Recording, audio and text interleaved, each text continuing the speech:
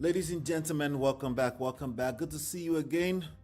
Yes, we have another live show, fantastic show lined up for you today. Let's get into this first headline today: the Bwala versus the Jazeera Showdown. What is going on here? Let me give you some details, okay? The biggest talking point in Nigerian politics today isn't a policy. It is not a policy. It's an interview. Daniel Bwala, the special advisor to President Tinubu, appeared on Al Jazeera's head-to-head this weekend, and it was a bloodbath. Host Mehdi Hassan confronted Bwala with his own past videos, clips where Bwala once called Tinubu, and I quote, morally unfit and a drug baron before he defected to the APC. While the internet is calling it a national humiliation, Bwala is doubling down today, claiming Hassan used opposition-style research and insisting that it's all just politics. So Bwala says half of Trump's cabinet once hated him too, but as a veteran journalist that you are, I have to ask, can a man who once called the president a criminal ever truly be a credible voice for the renewed hope agenda, and has the credibility gap finally become a canyon? We're going to get into your analysis. I also seen another example, we'll talk about that later on, of another example like that. That's Reno Mokri, who once upon a time also called President Tinubu all kinds of names. So it will be interesting to really get your take on this topic today. Ladies and gentlemen, do me a favor. Hit the like button, share, subscribe, turn up your notifications so you're notified when we go live. We'll be right back.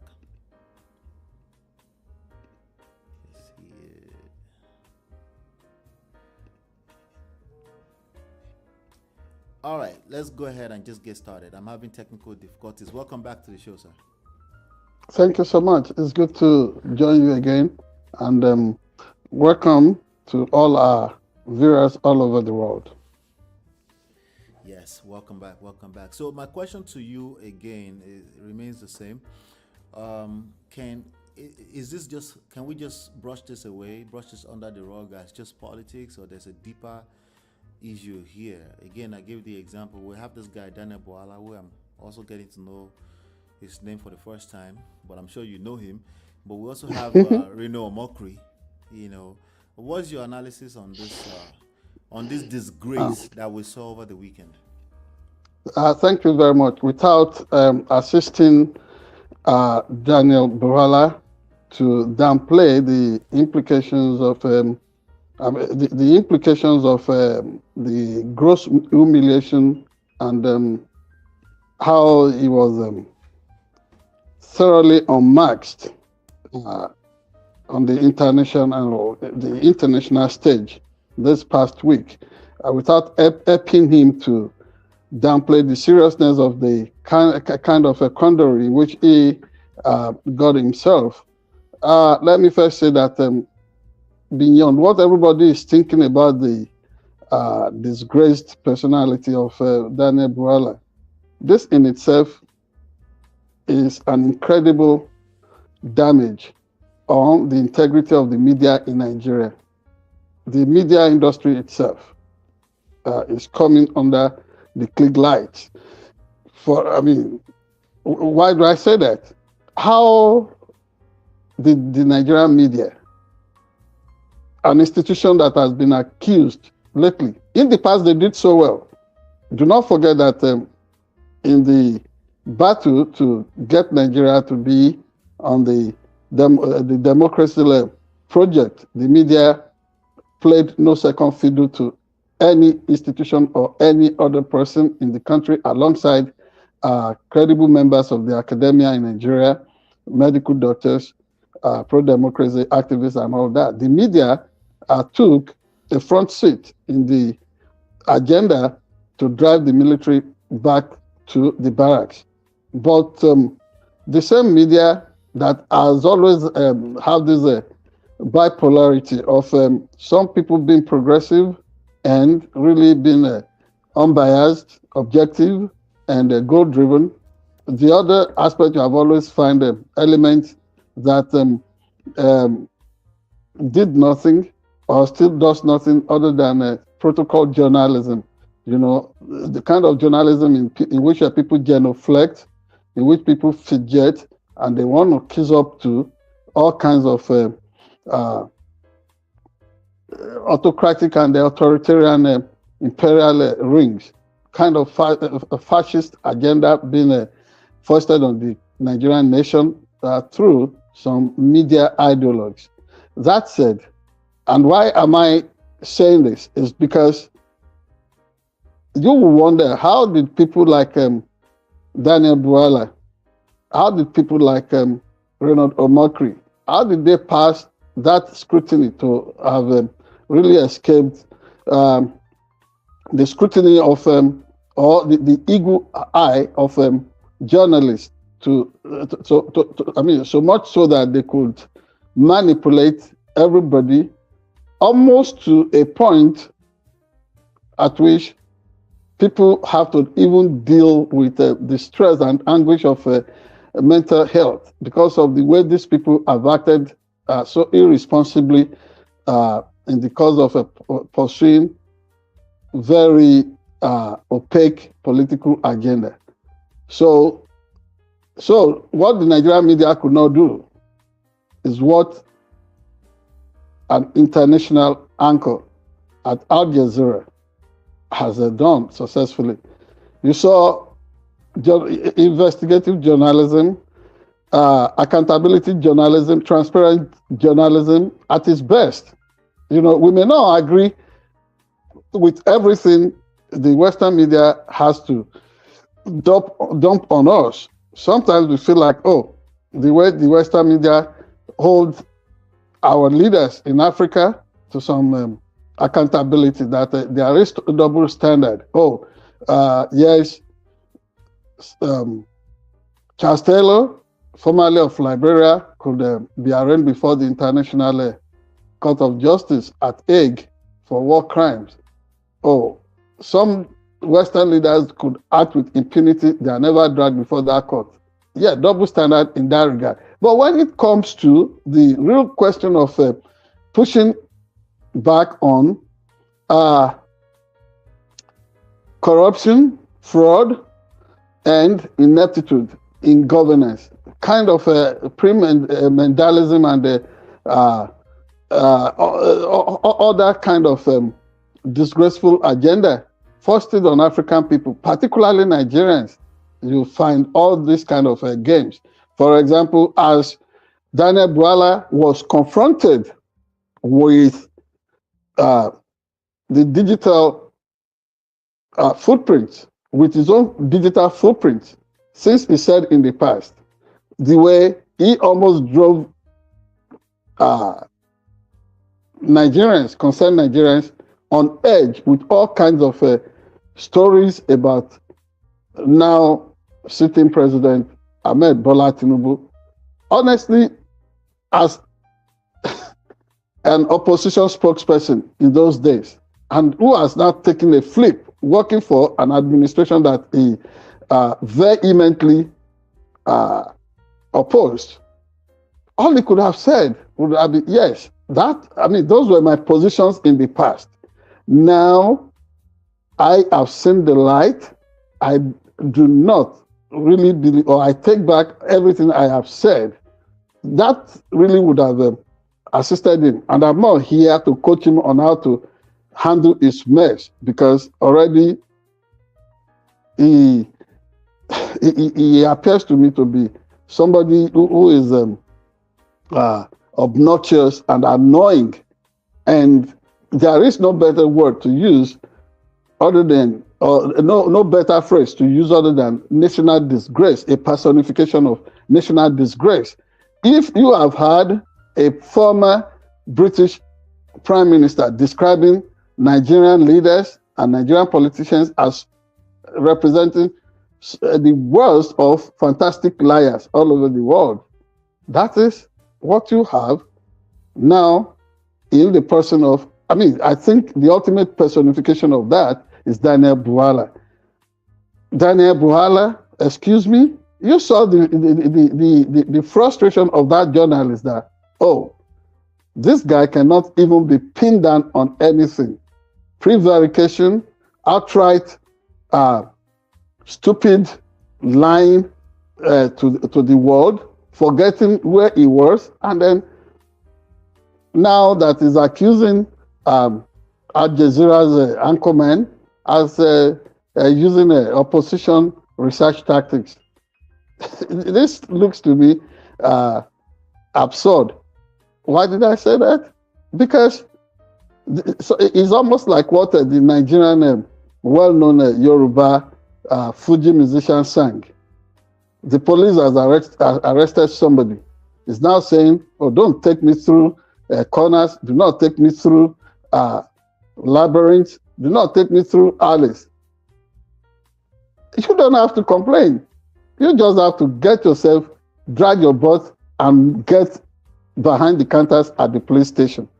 So whether it is opposition agenda or research agenda or tactics, it does not matter. This guy should face up to the fact that he cannot be trusted. He is unreliable. Even the words that he spoke is not credible. Because the major surprise arising from this is, I do not know the intentions of somebody like President Bwala Ahmed Tinubu in allowing such discredited and political misfits to serve in his administration. Because henceforth, whatever it is, maybe he hired them deliberately to expose them. I'm talking now deliberately. I mean, in this case, maybe it was a deliberate ploy to make sure that these guys end up eating up their own vomit like stupid dogs. I mean, the pack of individuals like Daniel Bwala, people like Renaud Omokri, people like Femi Fani-Kayode, even at the time. Many of them are still waiting. I'm surprised that one individual that's always playing the card of, this is a sanctimonious card, has not even become the man called Otumba, whatever, from Ogun State, who once ran for governor. From the way they were pivoting, you would see that they were ready to jump, and is the agenda of is a metaphor for the conduct of the average Nigerian politician. No staying power. There is no ideology, no deep philosophy directing them. It's all about greed factor. Where is the money? Put it on the table. Do not even pursue any deep productive agenda for the nation. No economic rolling plan for the nation. Just put the damn money on the table. Let us chop it into bits. You take yours, I take mine. Nothing for the common man. Which is why, as the war between America and Iran is going, and everybody say, "Oh, oil is going to attract what's it called? More their pricing because of maybe now they said in just a week is approaching $100 mark per barrel." They are already, Nigerian politicians and the economic hawks around the country, the predators there, they are not thinking of when that windfall from the crisis between Iran and America, when that windfall rolls in again, like we witnessed during the first, the Gulf War, which was known as Desert Storm, Operation Desert Storm in those days. When that money rolled in, at least Babangida was able to erect a national monument like the Third Mainland Bridge in Lagos and other projects all over the country. Although many of us in those days, while we were in the university, we went on the street saying that, the revenue from that, the gains of that, had been misappropriated and looted. But there were some things Babangida did then. Remember, it led to the parade of late Dr. Tai Solarin where he was told to, where he was paraded on national television to show where Ebony News Magazine or Ebony Magazine in the U.S.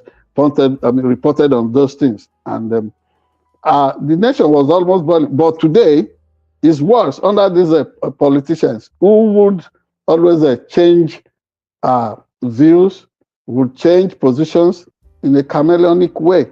So this man was confronted with the fact that he said Tinubu established a militia. He said he never said so. He was confronted with the video showing that he did say that. He was confronted with the video where he said his life was threatened by Tinubu and his supporters. He denied. Yeah. Denial. Are those denials plausible? Because in a public affairs, there is something you call public. What is often called plausible deniability, plausible denials. But these denials are just juvenile. They are outright lies. They do not have the image of anybody. It's put the average Nigerian on parade as incurable sociopaths and pathological liars. But the blame must solely be that of Daniel Bwala. He started this misadventure in power. I don't know why he's being kept another day longer than he should. He ought to have been fired. He started this nonsense when Tinubu came with the questionable and rather rash decision to have a Muslim presidential ticket. Right. He left Tinubu at that point. So going further, we will talk more about all this, including the implications of the Reynold Omokri's appointment and ultimate posting to Mexico as Nigeria's ambassador now. Thank you very much. Thank you so much. Thank you so much. Ladies and gentlemen, join the conversation. We have some other trendy stories around the world. We'll be right back. Yes, right now we're going to talk about President Donald Trump and the news about Venezuela. So get ready. We'll be right back.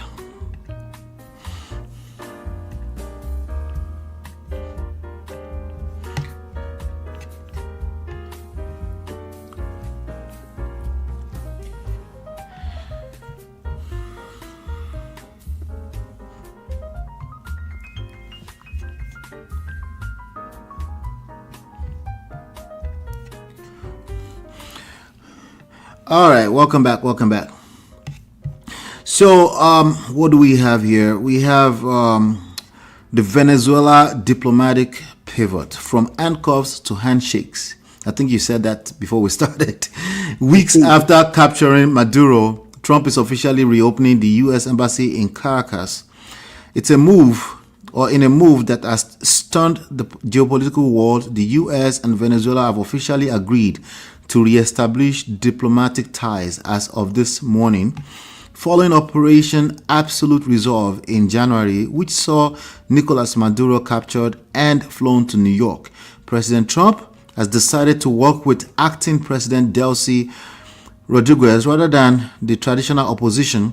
Trump's America First team is already shoring up foreign investment to reopen Venezuela's oil sector to U.S. companies. Critics are calling it a transactional victory that ignores the push for a new election, but Trump says it's the fastest turnaround of a country in history. We saw the missiles fly in January, now we see the oil flowing in March. Is this the ultimate Trump deal? You know, the art of the deal, right? And has the U.S. simply traded one strong man for a more cooperative one? The Sharp Edge is news, sir. Is yours, sir. Let's hear your take on this. Yes, thank you, Ola. If we are going to go by the well-known Trump mantra of Heart of the Deal, which I believe was, the title of a book that was ghost written for him as his ultimate, memoir. At some point, yes, but there are competent observers who this past week spoke about the heart of the deal. If whatever has transpired or whatever happened in Caracas, Venezuela, the arrest of the easy arrest of the country's president Maduro, now who has been succeeded by his former vice running the show there. One would think that, okay, could this be? But people who did a dispassionate diagnosis, if not drawing conclusions of the implications of this so-called art of the deal, are saying, well, it's all riddled with implications of what you called it. You said transactional stuff, but that transactional thing in itself, who ultimately benefits? They've been pointing to Donald Trump as as our president here, some of his acolytes and acolytes and cronies and members of his immediate family. So if this is going to be seen as such, I would say that, well, maybe partially so, but ultimately it would have been a great deal, a good deal, if this would benefit the generality of Americans, those of us who live in the Americas, both North America, South America, and the far-flung islands in the Pacific and the Caribbean that are part of the American culture, American consciousness. However, this will not look like that. You have spoken of guns rattling in January, handcuff for the presidential race, and now oil flowing everywhere. What is behind all this? What could be behind it would be nothing other than the well-known line from former Secretary of State Henry Kissinger. You can't talk of permanent foes now. It is all about permanent interest. But everybody continues to look at it that what should have been located in the middle of all this would be the interest of the generality of the citizens of the United States of America. But that the interest that may be central to all this may be very personal, and it may be driven by the ideology, the deep ideology and cultural considerations of the ruling party and the chief visionary for what the Republican Party represents today. That is President Donald J. Trump. However, let us take a pause. What would be if Donald Trump is able to convince all of us? What should we be looking for if he rejects that kind of conclusion that, oh, this is all about him? If he says it's all for us, all Americans, the interest of America I see in this will be in the fact that America has always wanted to put its foot down as the ultimate power amongst nations in the American hemisphere here. And that with whatever has happened now in Venezuela, it looks like America has been able to achieve that to a large extent. Moreover, if that actually represents the agenda that America is driving here, nothing serves better to really illustrate that than the fact that even Cuba, that has been, I mean, our neighbor, about 90 miles away on the Pacific, that island nation, Cuba itself, you see the way America is beginning to close in on that country, ramp stuff on it, so much so that oil supply there has been disrupted. They no longer have all the what's it called, 24/7 supply of electricity, and there is rising tension in that country. So that serves to buttress the fact that this may be an attempt by Donald Trump to continue to assert the power politics of what America represents anybody would have expected him to build a wide coalition in some of these things, especially with the well-known agenda of the United Nations since 1945, 1946, about guaranteeing the peace, serving as deterrence against aggression. But what we have here is an America that goes on the offensive without minding the implication for geopolitics or the implication for the world order that were established by generations of past American leaders and other global icons. So now all that has been reversed. So at the end of the day, if we are saying it is all about the interest of America, who defines what represents the interest of America, other than the man who personifies its sovereignty at the moment, that is the president and commander-in-chief? Well, America, as a true federation, does not operate on such models, which is why the hope now solely is reposed in the well-established institutions of a government in the United States for unexpected pushback, for unexpected turnaround when the midterm elections are held. And if, because of reversals in electoral fortune, the ruling party does not have a clear majority like it seems to be commanding now. Yes, even their majority there is slim, but if they are really flipped during the upcoming elections in the month of November, I mean the elections for the Congress, the Senate, and that is the Senate and the House of Representatives, it will signal a new dawn that, okay, accountability is here. Nobody can just unilaterally go after Venezuela like that, interest defined or not. Nobody would be able to buy into a kind of hoax of intelligence from Israel to now want to attack a country like Iran that was at the negotiating table with the country before. However, Donald Trump, in the case of Iran, has been able to articulate some arguments, one of which was really obvious to everybody around the world. How do people who claim to be clerics, people who claim to be holy men of God, seize a country? No problem about that. But then cannot tolerate dissent and would easily waste precious lives created by God in the name of resisting protest and opposition from dissenting voices across their country. One would expect that internal insurrection in the country would have been able to take care of that. But the people of Iran were helpless.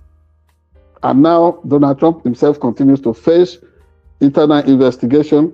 The Tomahawk missiles, whatever that was delivered on the school where more than 100 pupils got killed. They said only America has that, and that was what did the damage there. But America is saying probably Iranians themselves dropped that kind of bomb on their own citizens. As we talk today, acid rain is falling on Iran because of the attack on refineries and other facilities around Western Asia, West Asia. All these things will be put in check, whether in Venezuela, whether in Iran, and elsewhere all over the world. One thing that anybody should look forward to is a new day in which America's well-trusted institutions, well-established institutions will be up and doing again. Whether the media industry in America, which is under serious attack right now, and in which people cannot even really operate without imposing self-censorship on themselves, whether it is the Congress, the Supreme Court, whatever that will make America to really run as it ought to. This is all we look forward to. So, the long and short of the Venezuelan diplomatic think is that no permanent friend, no permanent foe, just permanent interest. Even you will be surprised that Iran and America with Israel that are really having this bloody face-off today may be best of friends tomorrow if their interests align. And who knows if that is what has aligned between the United States and Venezuela. Thank you very much. Hello, Ola.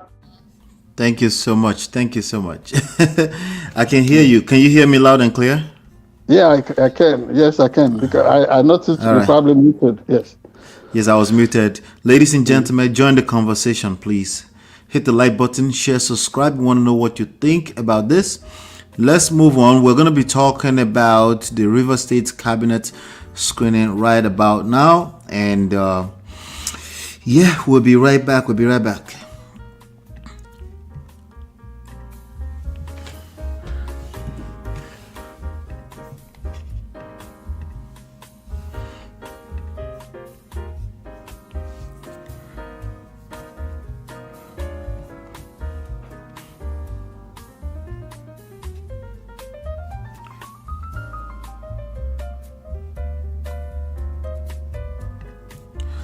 All right, welcome back, ladies and gentlemen. Let's talk about what is going on in River State. As you can see, River State, they almost always seem to be in the news. So they're saying the Fubara 9 take the stand. After a year of war and a 6-month emergency, a new cabinet is finally being born in Port Harcourt. Now, while Bwala is defending his past in Doha, Governor Similayi Fubara is building his future in Port Harcourt today. The River State House of Assembly began screening 9 commissioner nominees, including Dantoye Alasia and Tamuno Williams, following Fubara's total dissolution of his cabinet. This is the first major step since President Tinubu lifted the 6-month state of emergency, and the atmosphere is tense. Many are watching to see if these nominees are bridge builders or wike warriors meant to infiltrate the governor's inner circle. Fubara declared today that his administration is entering a new era of renewed confidence. The emergency is over, but the screening has just begun. Is this the peaceful transition Rivers was promised, or is the assembly just preparing the rope for a future impeachment? Give us the sharp edge, sir. Give us the sharp edge. We're ready. Give it to us. Well, I would be disappointing you because I do not have a clear-cut answer for the poser that you threw at me. Okay. In that I do not know if this will turn to be a future ambush for President Similayi Fubara, because really that man has been battle-tested, is bloodied. I do not know if it's weary, and I do not know if the survival tactics or the strategies that he will want to deploy in the nearest future. However, you find out that of all the 9 nominees, I'm getting a feedback. Oh, sorry, mute. Go ahead.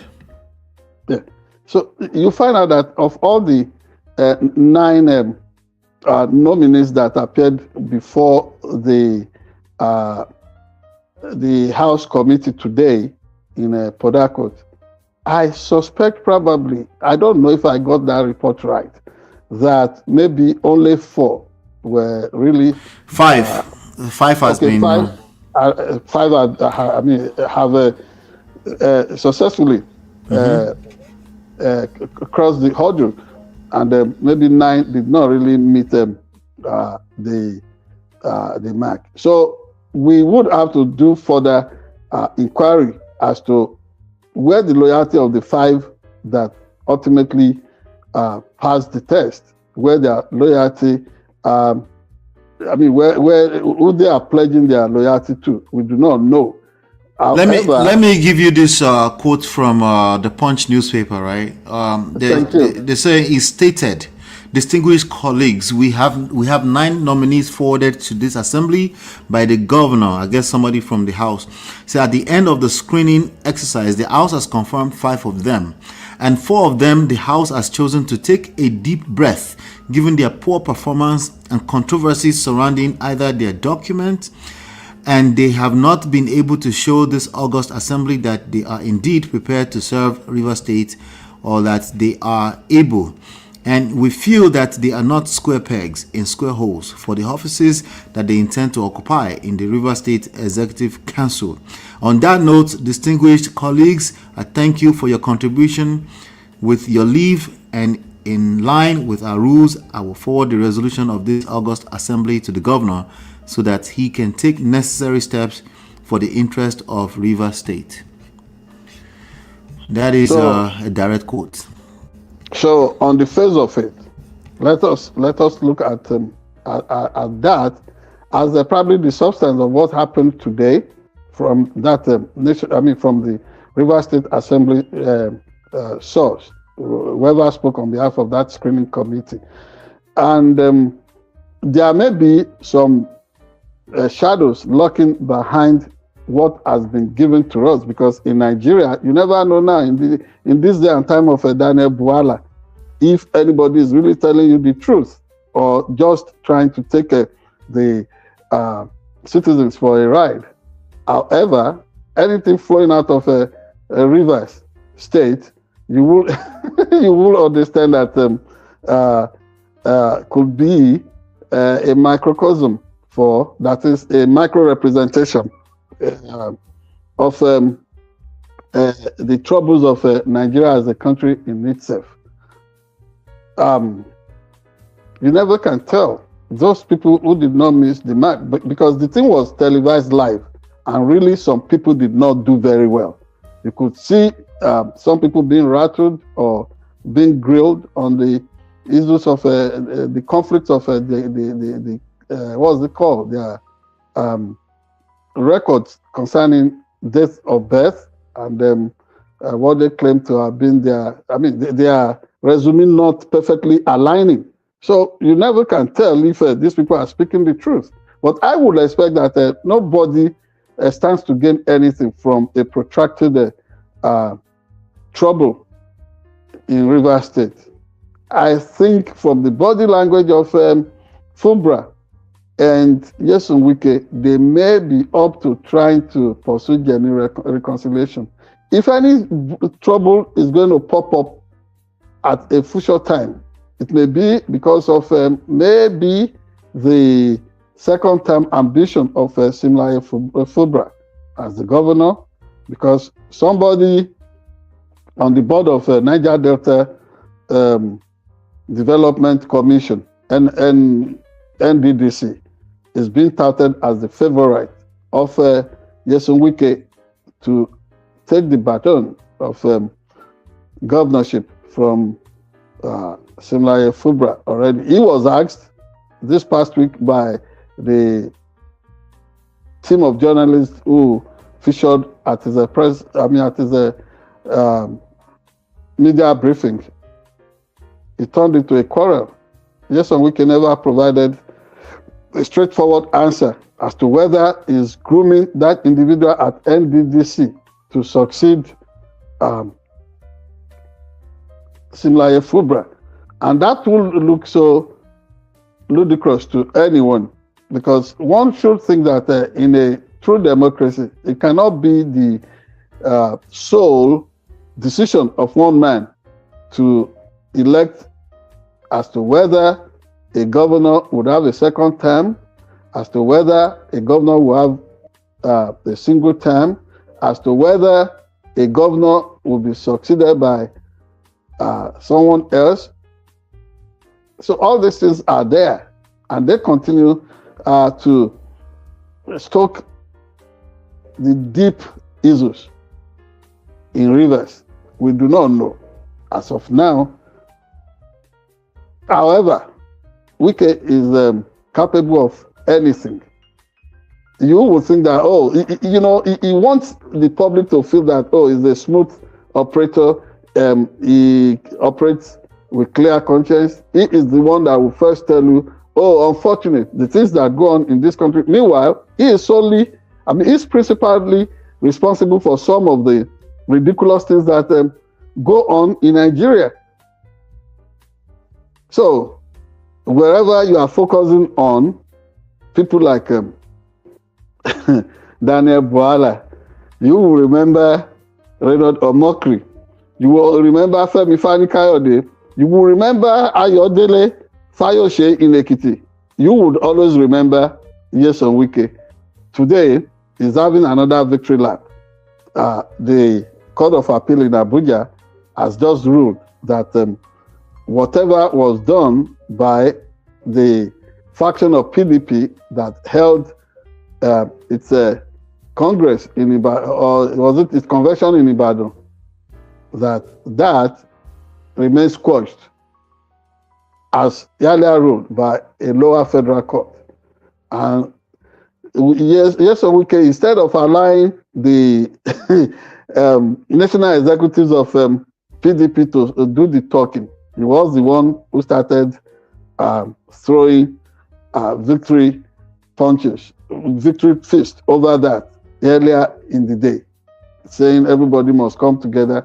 But he was the person that first showed that, threw the seed of that party into all directions, into the winds.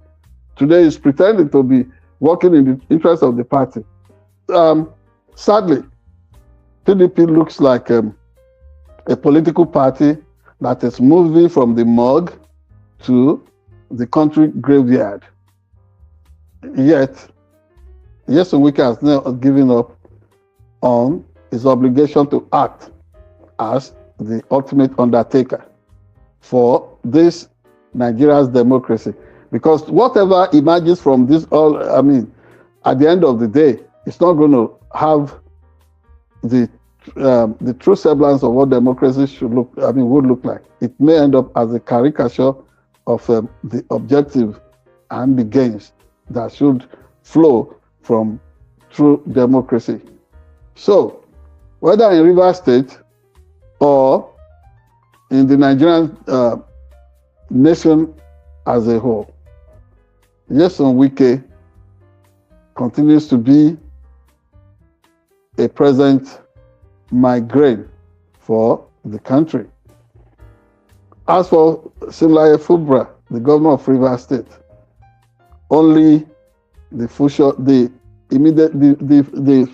that is fast closing in on all of us in 2 years will tell whether the exercise on screening his commissioner nominees today is a genuine one or a fluke. We would see in the days that the days that are ahead of us. Thank you very much. Thank you so much, sir. Thank you. All right, ladies and gentlemen, again, join the conversation in the chat. Do us a favor, please. Hit the like button, share, subscribe, turn up your notifications. Right now, we're just going to move on into the final leg of the show. Today, we've covered the Bwala story. We want to hear your take on it. We've covered the Venezuela, the Trump deal, the new Trump deal in town, and now the Rivers State. So, but we want to hear your take on any one of these topics. All right. Thank you so much. We'll be right back.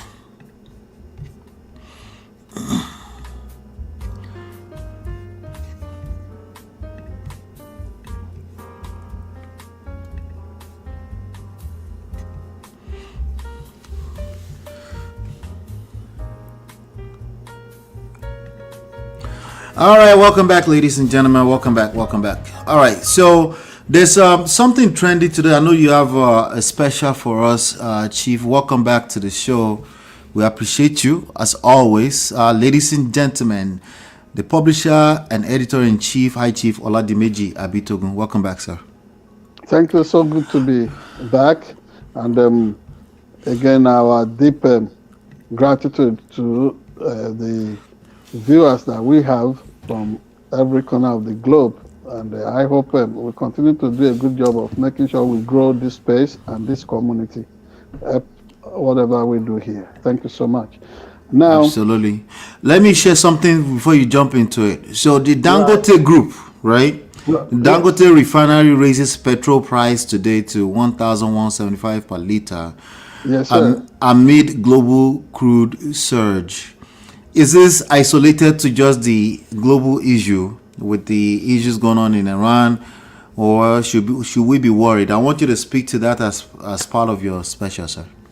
I think we should be worried because until Dangote became the biggest player in the Nigerian oil sector, the individuals who were minding the Nigerian National Oil Cartel, that is the NNPC, Nigerian National Petroleum Corporation, NNPC initially, which was later transformed as a limited, publicly quoted or whatever company as a NNPC Limited.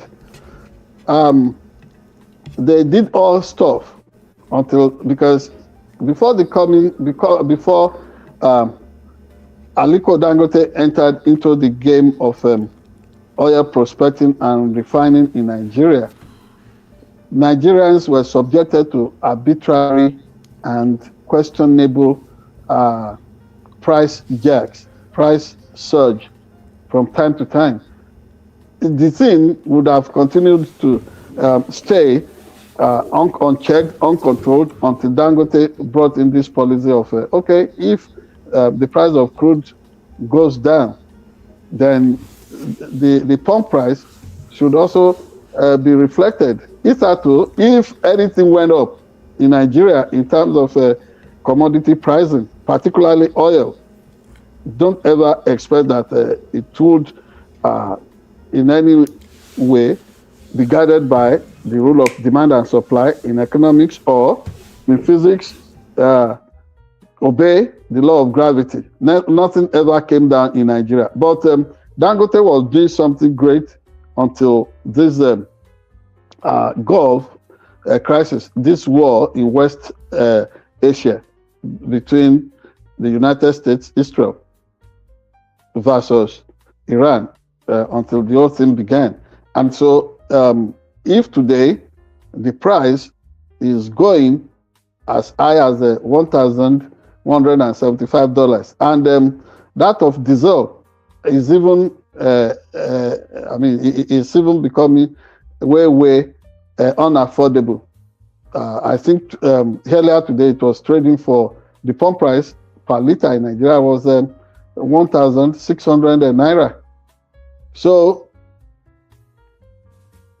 Dangote is trying his best, but he cannot operate in isolation. This is just the fact. Yeah. All over the world, the thing is surging.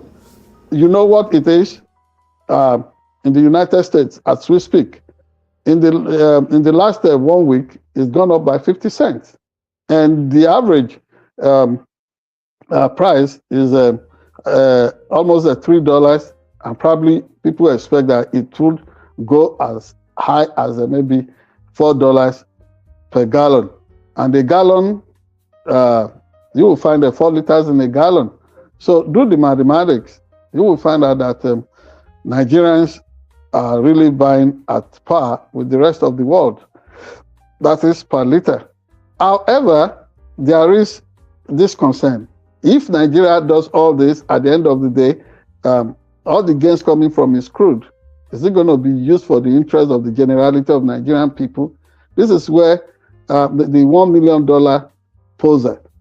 If it is going to be used for the good of the people, education made affordable, healthcare declared abundant, and then equitable access of everybody to the resources of the country, it will be okay. But at the end of the day, you find out that all this would serve the greed of Nigerian politicians and captains of industry in that country, until it translates to the good of everybody in Nigeria. Just forget it. It would be a waste. A wasted expectation. It would be an unworthy expectation to think that, it's bubbling all over the world. People are making gains, financial gains. Countries are making financial gains from this. Just understand that the situation in Nigeria would defy such logic. Not my original words. Okay. IBB said it before. And in addition to that, do you want to interject something? No. Go ahead. I can hear you. You know. Yeah. In addition to that, the Nigerian Minister of State in terms of petroleum, I think is Mr. Olabiri or whatever. He said that Nigeria want to ramp up its OPEC quota, trying to hit maybe 3 million barrel production mark per day. As it is now, the country oscillates between 1.6 million to 1.8 million barrels per day, and it should be optimally producing or prospecting at maybe 2 million barrels per day. Now, with the Ajip Vex oil issue, the one that for which former Justice Minister and Attorney General of the Federation, Mohammed Bello Adoke, was wrongly accused of fraud and corruption in the past. With that cleared, because everybody is celebrating Tinubu for bringing all the contending individuals over that matter. You know, he's been said to have reconciled them last week. Good. And they think that the OPL involved in this particular affair will be contributing about 150,000 barrels per day to the Nigerian production quota. And maybe more wells will be opened up. Nobody knows. But if it happens, good luck to Nigeria. One would expect that there will be more crude allocation to Dangote refinery so that Nigerians could benefit the more. But I think Dangote refinery would also serve the interests of Nigerians better if those refined products are exported all over West African sub-region and Nigerian and neighboring countries and elsewhere where oil products need to be made available. Whatever gains come from that should be made to subsidize the consumption pattern of Nigerian citizens, the domestic consumption. That is good economics. And then today, too, earlier, like you had, it's been confirmed that Reynold Omokri has been posted to Mexico as Nigeria's new ambassador. One hopes that there is genuine, there is sincerity of purpose behind the decision of Mr. Bwala Ahmed Tinubu, the Nigerian president, to post Reynold Omokri there, because we saw him dressing like a funny Batman, like a movie character from the cartoon Batman or Superman, with Nigerian colors, saying he was at a location on Mount Kilimanjaro, and that since that's his own way. An ambassador should not be too loquacious, should not be too talkative, but Reynold Omokri would not ever change his spot. He will say things that will run him into trouble. One hopes that going to Mexico will not mean that he's going to be made to confront the drug lords there. Those of some of those whom he had run his mouth in the past to say that, they were in cahoots with then a presidential candidate and now President Bola Ahmed Tinubu. So we pray that Nigeria will give him adequate protection, and the host country too will do everything to make sure that he's safe while there, because we don't want any drug lord's bullet following him around. He's made himself so vulnerable. Good luck to him, and we hope that he will survive while he's there. Now, there is still much trouble the way Nigerians are being killed, how thousands of terrorists will ride on the back of motorbikes, will ride motorbikes, invade communities, and will kill soldiers, will kill communities that are supposed to be defended, and plundering everywhere. And yet, we've been told that, no Christian genocide is going on. or that it's an indiscriminate attack on everybody. But if we search our soul, if Nigerian leaders can search their soul, they will know that some of these invasions, some of these massacres, some of these pogroms, some of these genocidal killings, deliberately targeted at some people, is not accidental. It is not accidental. The burning of a whole Catholic diocese in the state of Taraba, and destruction of the cathedral that headquartered that diocese is so sad. And the wave of all these things continue, even around Akure, Ondo State, and then the governor of Ondo State is serving assurances that is in charge. The security architecture is working, but we know better than that. Nobody should be lionizing Amotekun security corps is the organization that is ending up. In spite of the existence of Amotekun, people get killed, they get kidnapped, they get murdered, communities get invaded in Ondo State. The same trouble in Kwara State, where the Woro people, whose community lost so many Muslim faithfuls and Christians in the past, still expect some of their kidnapped compatriots to be returned. It's so sad. Nigeria must have a firm grip of the situation. Otherwise, people will continue. It is not just the issue of Daniel Bwala that will make people to mock that, our land of birth. Also, this failure of our government to rein in the insecurity situation in the country will continue to make us a laughing stock all over the world. One final word. One hopes that, although earlier today, a court in Abuja ruled that the constitutionality of whatever was earlier ruled on the possibility of Governor Lucky Orimisa running for office, maybe for second term, or the possibility of him taking the oath of office for a third term, that the federal court that first had the matter in Akure did well in ruling against Governor Lucky Orimisa. Governor Lucky Orimisa should please be humble. He told the panel of journalists, which included Dr. Ruben Abati and some other people last week, that he has immunity. Nobody can sue him. He should not be the one pushing that in the face of Nigerian citizens. He should not be the one pushing that in the face of Ondo State citizens. Let the people speak about that, because there is an element of arrogant pride in which he talks about it. I hope some of the best minds in Nigeria will look into the fact of this matter of immunity enjoyed by the president, by the governors in Nigeria, and understand that everybody ought to be equal before the law, and nobody should be touting or trumping that in the face of people. And this commentary from us does not mean we hate him. We love him. Just that it's good to be humble as a leader and not push up and then not be manipulative. Let the Constitution work. If the Constitution says you can't take the oath of office for the third time, that you have taken it twice already, let it be.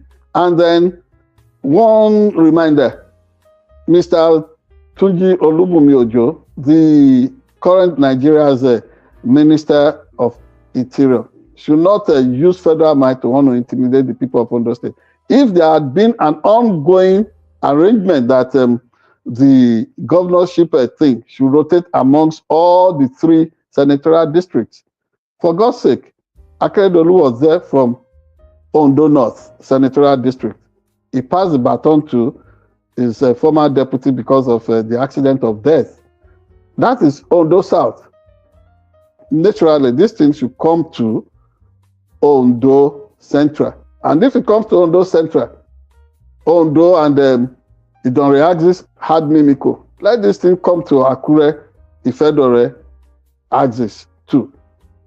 That said, I hope we have been able to satisfy you with this weekly dose of news analysis and perspectives from us.